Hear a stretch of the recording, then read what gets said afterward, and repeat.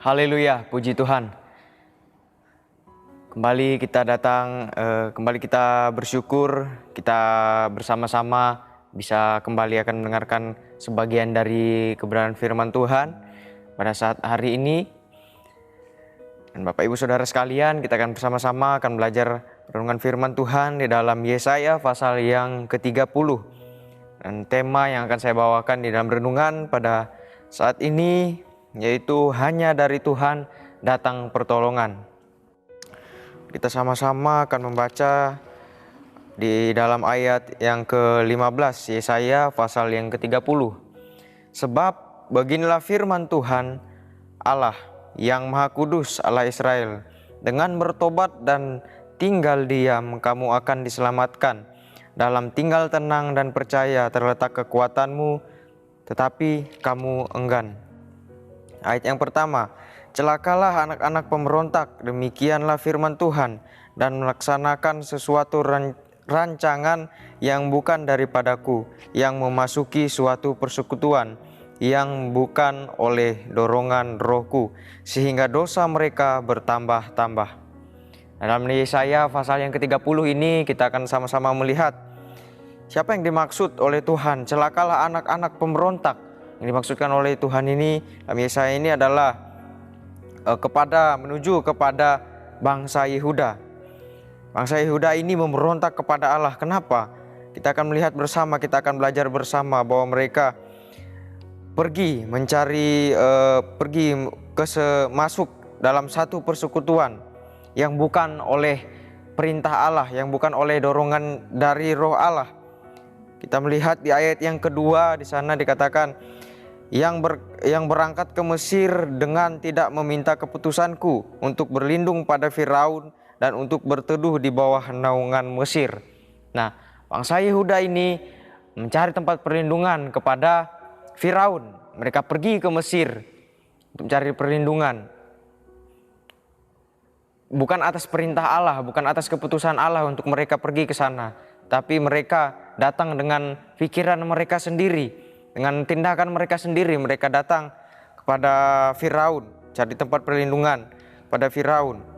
Menjadi pelajaran bagi kita dari Yehuda yang tidak mau mendengar Allah, tidak mau mendengar perkataan Allah, perintah Allah.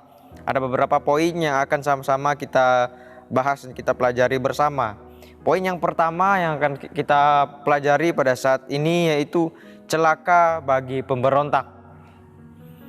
Di ayat yang pertama dikatakan di sana, celaka anak-anak pemberontak. Celakalah anak-anak pemberontak, demikian firman Tuhan. Kalau kita baca di dalam 2 Raja-Raja pasal yang ke-18 ayat yang ke-21. 2 Raja-Raja 18 ayat yang ke-21. Sana dikatakan, sesungguhnya engkau berharap kepada tongkat bambu yang patah terkulai, itu yaitu Mesir, yang akan menusuk dan menembus tangan orang yang bertopang kepadanya. Begitulah keadaan Firaun, raja Mesir, bagi semua orang yang berharap kepadanya. Nah, di sini dijelaskan bahwa ketika Yehuda datang kepada Mesir, kepada Firaun, bukan perlindungan yang akan mereka dapatkan, melainkan Allah membalikannya itu. Bukan perlindungan yang mereka dapatkan, melainkan kesengsaraan yang akan mereka terima di dalam kehidupan mereka. Demikian juga dengan kita, anak-anak Tuhan, sebagai umat-umat Tuhan, jemaat-jemaat Tuhan. Ketika kita sudah mulai memberontak kepada Tuhan, kita lari kepada Tuhan, dan kita pergi kepada hal yang bukan keputusan Tuhan, bukan perintah Tuhan kepada kita. Nah, kalau di Mesir adalah gambaran dunia. Dan kita sebagai umat Tuhan, kita datang, kita lari daripada Tuhan, tidak mau mengikuti perkataan Tuhan. Kita lari kepada Tuhan dan pergi kepada dunia. Kita lebih memilih hal-hal dunia dalam kehidupan kita daripada perkataan Tuhan. Maka bukan suatu kesenangan, bukan suatu perlindungan yang kita dapatkan, melainkan suatu hal yang tidak baik, bisa kesengsaraan yang kita terima ketika kita tidak mengandalkan Tuhan, ketika kita lari daripada Tuhan dan lebih memilih untuk pergi kepada dunia. Oleh sebab itu mari kita bersama umat-umat Tuhan, jemaat-jemaat Tuhan, janganlah kita sama seperti Yehuda ini, lebih memilih dunia, melarikan diri daripada Allah. Tetapi biarlah kehidupan kita berikan sepenuhnya kepada Allah, supaya kita tetap menerima perlindungan yang daripada Allah, kita menerima pertolongan daripada Allah. Sebab hanya Allah saja yang menjadi tempat pertolongan kita. Jadi renungan bagi kehidupan kita. Bagaimana kehidupan kita saat ini? Apakah kita sudah menyerahkan seluruh kehidupan kita kepada Allah? Atau kehidupan kita sudah mulai lari daripada Allah? Kita sudah mulai lebih banyak memberikan diri kepada dunia. Mari kita renungkan bersama kehidupan kita, bagaimana kita hidup, bagaimana apa yang kita lakukan. Biarlah kita melalui renungan ini mengingatkan kita bahwa kita lebih lagi harus mendekatkan diri kepada Tuhan, bertobat kepada Tuhan ketika kita sudah mulai lari daripada Tuhan, supaya kita menerima perlindungan yang daripada Tuhan. Dan poin yang berikut yang akan kita sama-sama pelajari adalah bertambah dosa. Ketika bangsa Yehuda lari daripada Tuhan, mereka pergi mencari perlindungan, persekutuan yang bukan dari dorongan Allah. Mereka pergi kepada Firaun, kepada Mesir, atau kepada dunia. Di sana dikatakan di ayat yang pertama bagian B di sana, yang melaksanakan suatu rancangan yang bukan daripadaku, yang memasuki suatu persekutuan yang bukan oleh dorongan rohku, sehingga dosa mereka bertambah. Dosa mereka bertambah. Tuhan mengatakan dosa mereka bertambah. Dan kita sebagai umat Tuhan, ketika kita lari daripada Tuhan, kita pergi kepada hal yang bukan menjadi perintah Tuhan di dalam kehidupan kita, tidak adanya roh di dalam apa yang kita lakukan itu, maka dikatakan bertambah dosa kita. Kita menambah dosa kita oleh karena keinginan kita, oleh karena pikiran kita yang tidak sesuai dengan kehendak Allah. Tidak adanya pimpinan Allah, pimpinan roh Allah dalam kehidupan kita, yang membuat kita menambah dosa kita terhadap Allah, yang membuat Allah menjadi marah kepada kita, menjadi murka kepada kita.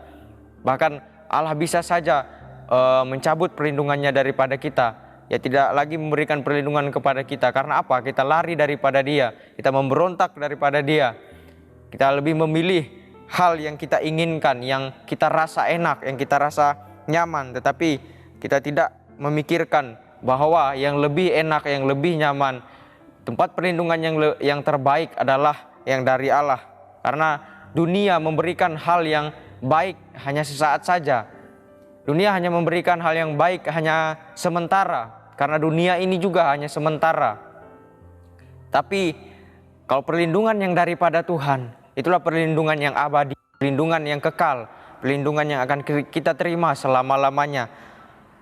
Oleh sebab itu, mari kita bersama-sama sebagai umat Tuhan, taruh roh Allah di dalam kehidupan kita.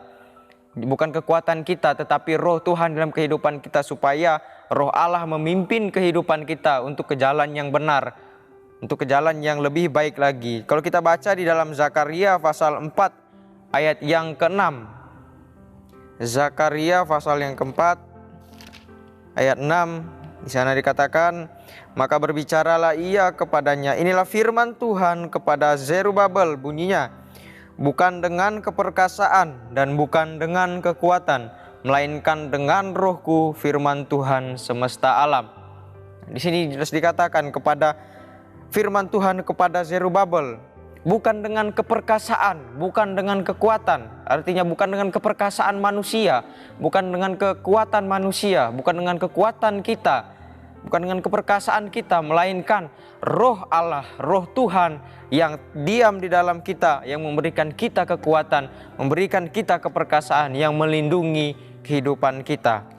Oleh sebab itu, mari Bapak Ibu Saudara sekalian, kita menyerahkan kehidupan kita terus kepada Tuhan. Roh Allah berdiam dalam kehidupan kita, berharap kepada Allah, supaya kita tidak membuat diri kita menjadi seorang yang memberontak kepada Allah, dan membuat hidup kita bertambah dosa oleh karena kita memberontak kepada Allah. Mari bersama-sama kita belajar supaya kita tidak menjadi orang yang memberontak kepada Allah dan lari daripada Allah. Terima kasih atas renungan yang datang kepada kita.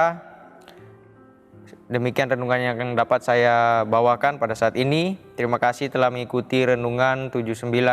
Kiranya dapat menjadi berkat bagi kita semua, Bapak Ibu Saudara sekalian.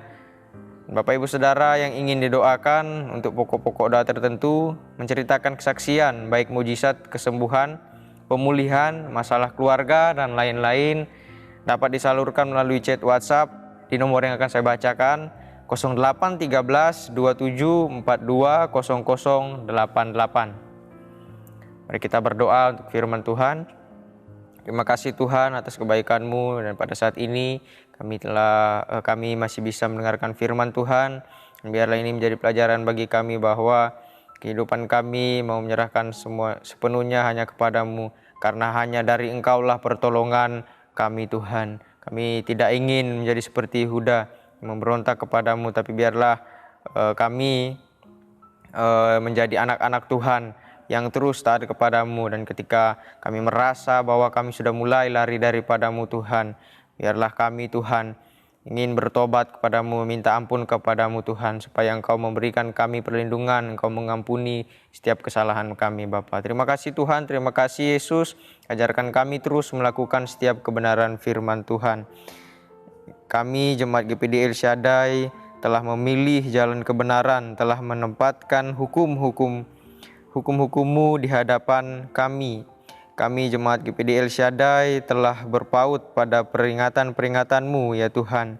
Kami akan mengikuti petunjuk perintah-perintah-Mu, sebab Engkau melapangkan hati kami ya Tuhan. Terima kasih Tuhan, terima kasih Yesus.